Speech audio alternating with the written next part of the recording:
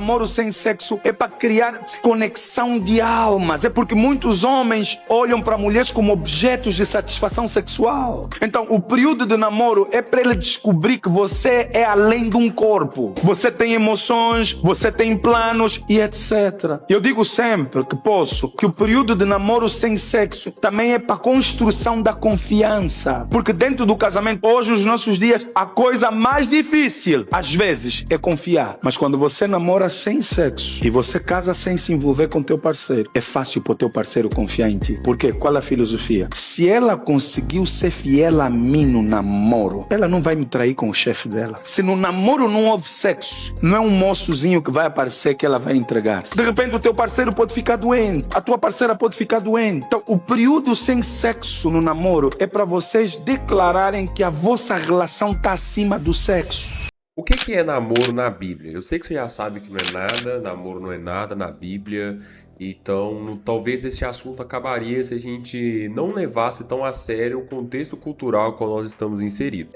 A palavra aqui que ele usa, e é bem legal o jeito que ele conduz essa ministração, no sentido de que toda vez que você blinda o seu namoro, você provavelmente também está blindando o seu casamento. Então, quando você tem um período de namoro, sobretudo o período de namoro que é um pouco mais longo, você começa a perceber que você está conhecendo o caráter, os sonhos da pessoa, e não está conhecendo o corpo da pessoa, que é um combo que vem para dentro do casamento. Então, para Deus, quando nós falamos a palavra sexo, nós estamos falando de casamento e ligação de almas. Não estamos falando somente sobre um ato que é consumado entre duas pessoas. Estamos falando sobre casamento e a união entre duas pessoas.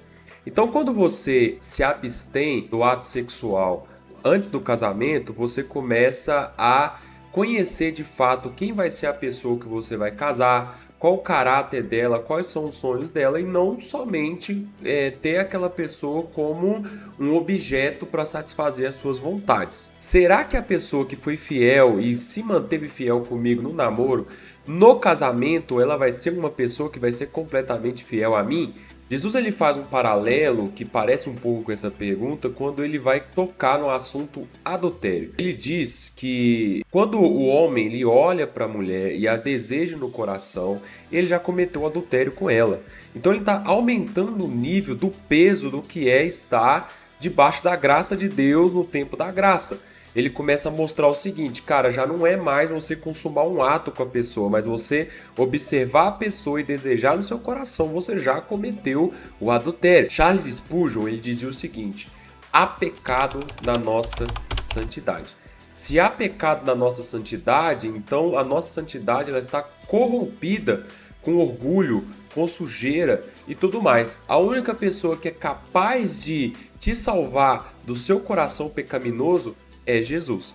Então nós precisamos entender o seguinte: a única coisa que você deve observar, além dos sonhos, projetos e tudo aquilo que você quer viver com essa pessoa, é se essa pessoa ela tem um temor de Deus. A única coisa que vai fazer essa pessoa de fato te manter fiel durante o casamento.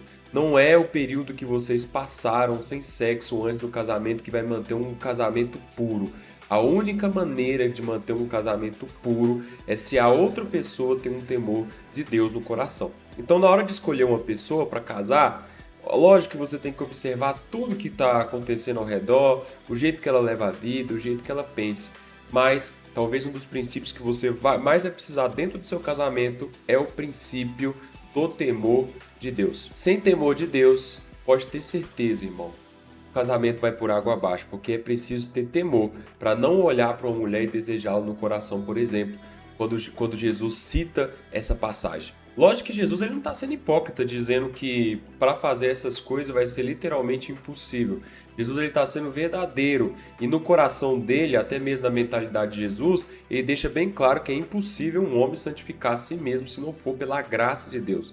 E a graça ela é a capacitação de Deus para você viver em santidade. Não é a sua vontade e com natureza humana não se brinca. A única maneira de se manter em santidade é através da graça de Deus e do temor do Senhor, que é o princípio da sabedoria. Que Deus te abençoe e te faça escolher a pessoa certa debaixo do temor de Deus.